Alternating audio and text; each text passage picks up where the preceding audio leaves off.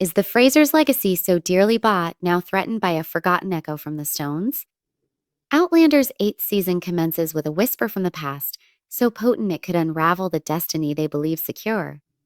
A hidden prophecy surfaces tied to the bloodlines. A haunting message arrives. The child of two worlds calls to you. These few words plunge them into a maelstrom of foreboding. They thought the prophecies were fulfilled, or at least set aside. Yet, this omen isn't merely about a past sorrow revisited. It's about a future foretold, a destiny so pivotal it risks sundering their world. As Jamie and Claire delve into this emerging mystery, they will discover that some destinies carry a weight far more perilous than simple grief. The episode immediately immerses viewers in disquiet.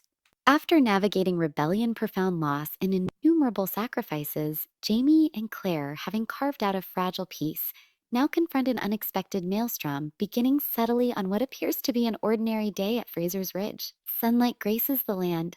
Life moves with a reassuring rhythm. And for a brief interlude, true serenity seems within reach, but tranquility is a treasure the Frasers seldom possess for long.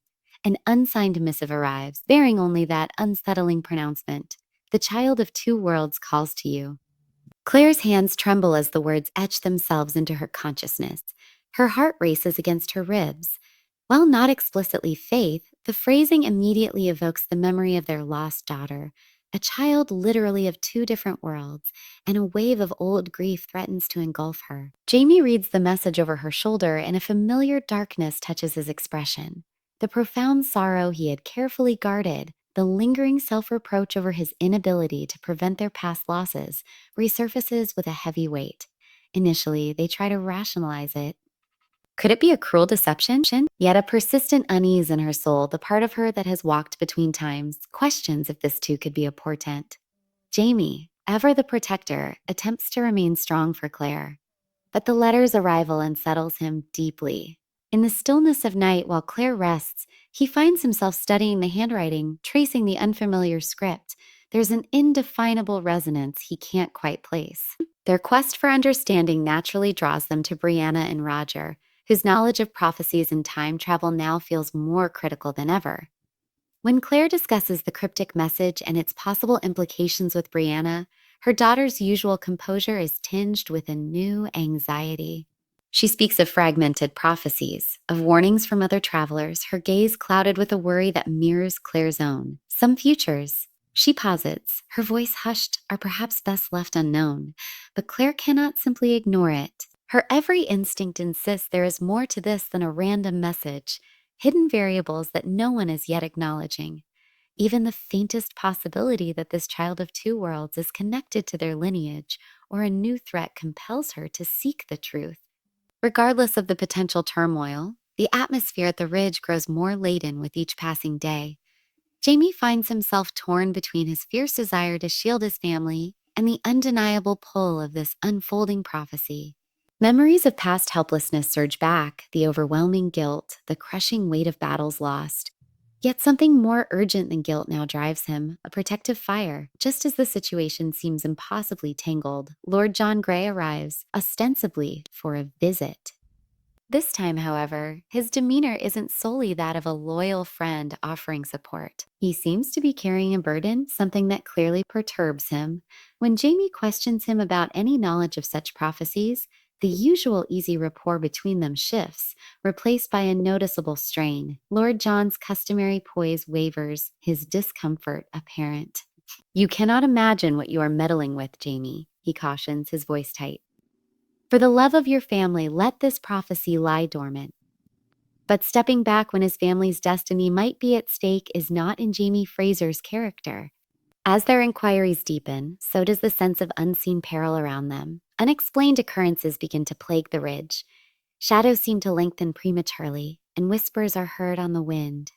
A chilling awareness dawns. Someone or something actively seeks to prevent them from understanding the prophecy's meaning. Someone prepared to use any method to keep its truth concealed. Yet Jamie and Claire are not the only ones caught in this emerging web.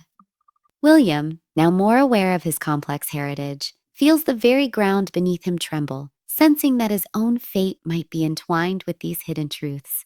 His inquiries about his lineage and the prophecies surrounding it grow more pointed, creating a subtle friction between him and Lord John. And these, with unknown forces beginning to stir, Jamie and Claire face a momentous decision. How far will they go for a truth that might rewrite their future? If this child of two worlds is indeed significant, the search for understanding promises not just answers, but a desperate fight for their legacy itself, and the storm is only beginning to gather. The letter's presence is a constant, almost palpable weight, casting an ominous shadow over Fraser's Ridge.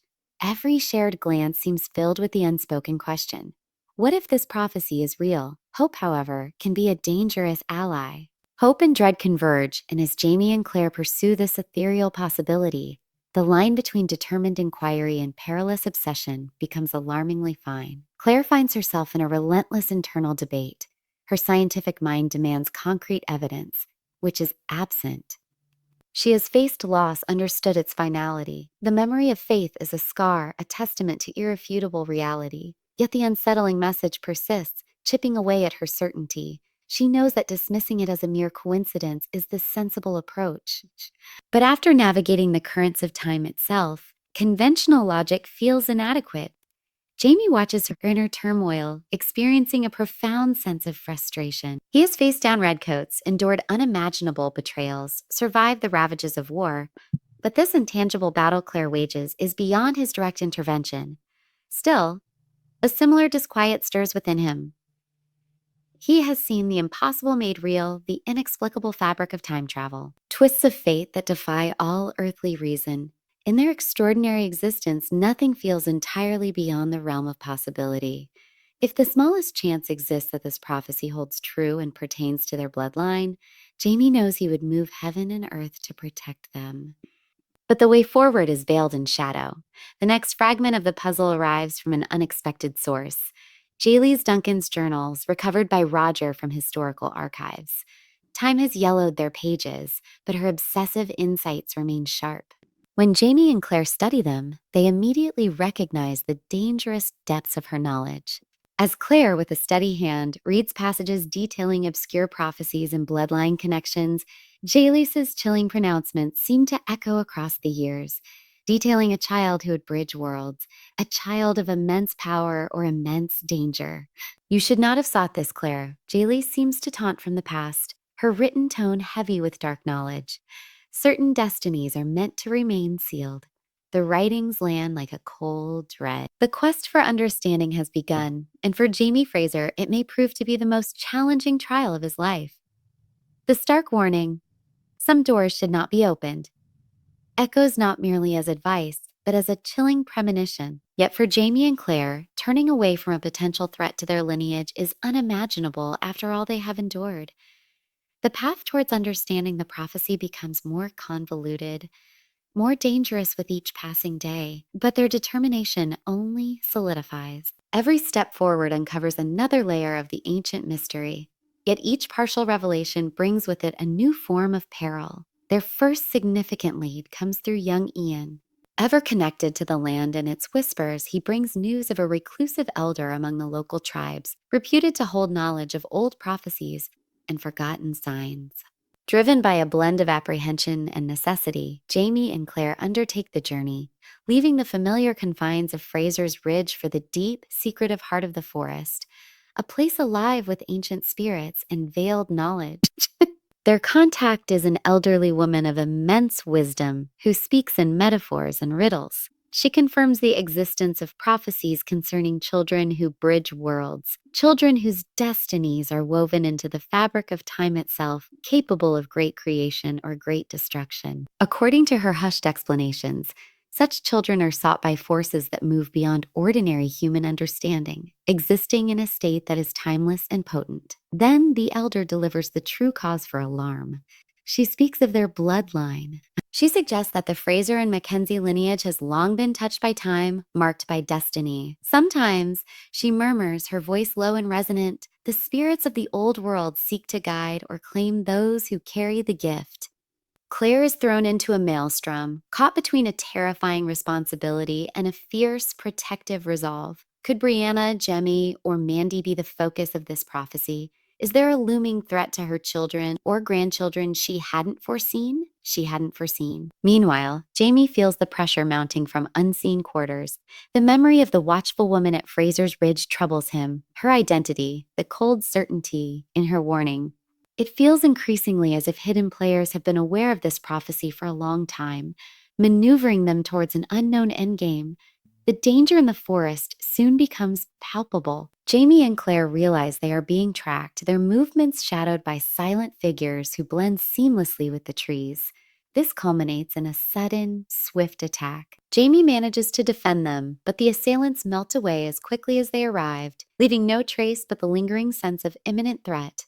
It's undeniably evident now. Powerful entities are determined to control the outcome of this prophecy. Fear, however, is no longer their primary emotion.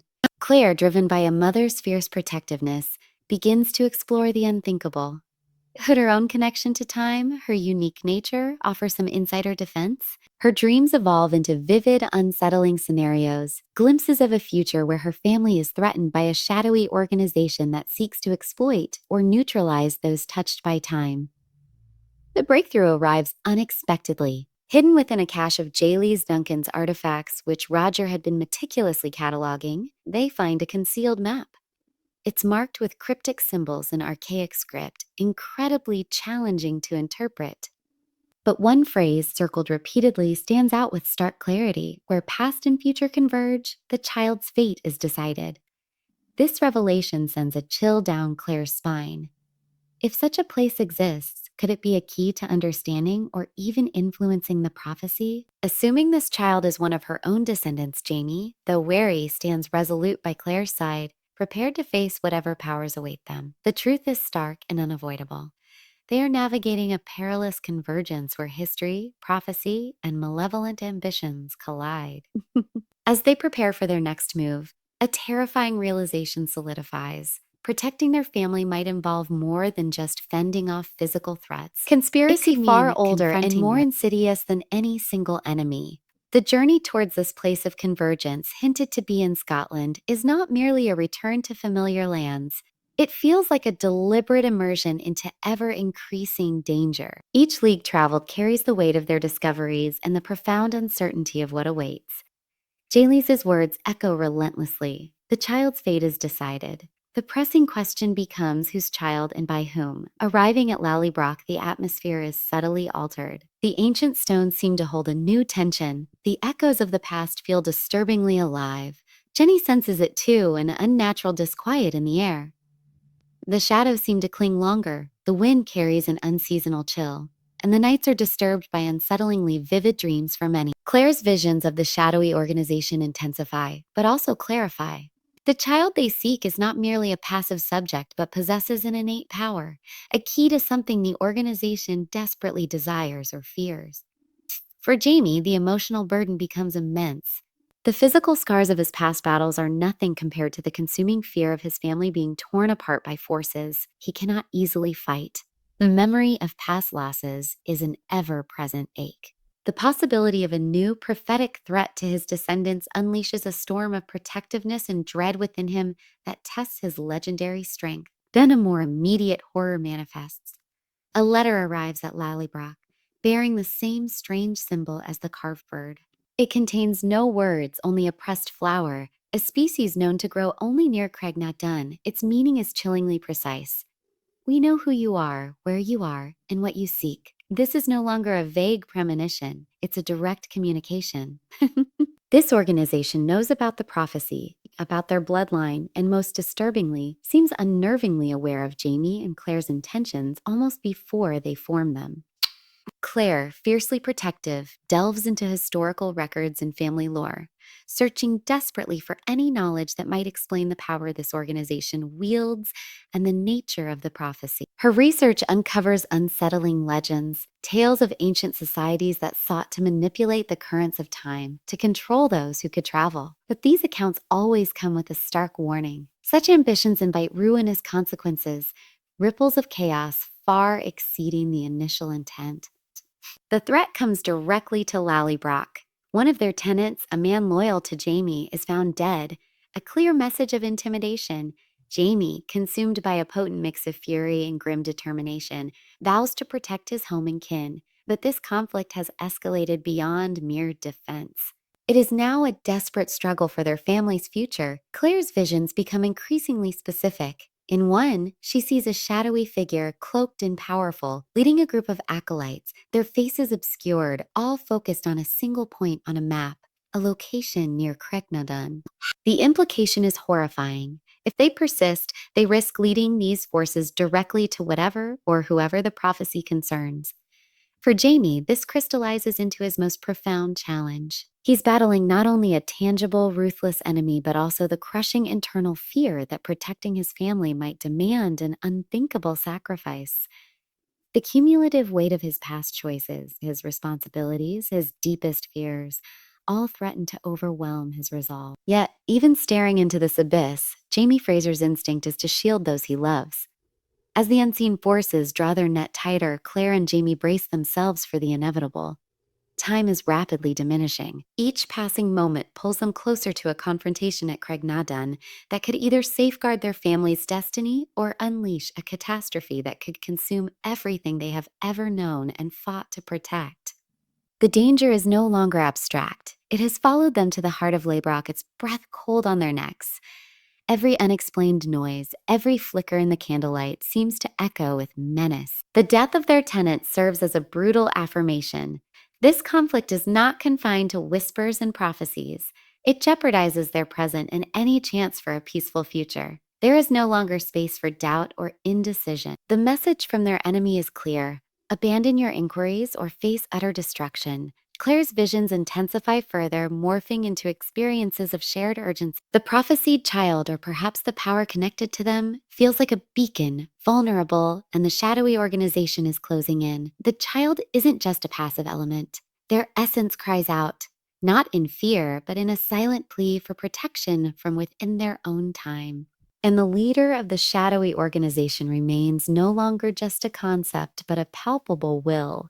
Ancient, calculating, and seemingly prescient, desiring not just to stop them, but to control the power the prophecy speaks of. Jaime understands they need leverage, a way to fight back, and only one avenue remains plausible. Master Raymond's last known sanctuary, likely concealed somewhere in France, a place he might have left knowledge or tools. Returning to the country where faith was lost stirs painful embers. But the escalating danger leaves no other path. Remaining in Scotland makes them, in Lallybroch, a fixed target, a risk Jaime cannot afford. Their journey to France is fraught with peril. Whispers and watchful eyes seem to track them from port to port, confirming the organization's reach extends far beyond Scottish borders. They are actively pursued. Each step towards Raymond's potential legacy feels like walking a tightrope over a chasm. Every uncovered secret pulls them deeper into a potentially fatal destiny. In Paris, they find the location of Raymond's former apothecary. It appears abandoned, cloaked in dust, seemingly surrendered to time. But Claire, guided by her unique sensitivities and fragmented clues from Geillis's journal concerning Raymond, discovers a hidden chamber behind a false wall. Inside rests Raymond's personal journal. Its pages are ancient, the script intricate, yet the contents are revolutionary. Raymond had meticulously chronicled his understanding of time, of prophecies of those who, like him, were children of the stars, and nestled within the complex theories, a direct reference to a prophecy concerning the Fraser lineage. Scribbled with a sense of urgency, the blood of the Frasers shall be a hinge of time, sought by those who would unmake it. Detection lies not in evasion, but in alliance. The words pierce Claire with their gravity. Understanding and protecting this prophesied destiny might be achievable, but it demands a united front. The horrifying question hangs heavy in the air. An alliance with whom? Against what? Jaime, ever pragmatic, responds with resolve. If a battle is required, he is prepared to lead it and did. But Claire feels a deeper implication. She endured the loss of faith. She will not see her family become pawns in an ancient war. As they delve deeper into Raymond's complex theories, a more terrifying layer of the truth about this shadowy organization emerges. Returning to Scotland, however, brings a sobering awareness. While Raymond's knowledge offers a path, the ancient organization they now recognize was not deterred, merely inconvenienced. It waits, powerful and patient, perhaps anticipating their next move, perhaps seeking to co opt the prophecy for its own ends. The final season promises that Jamie and Claire's struggles are far from concluded. A destiny was illuminated, but the consequences of being a hinge of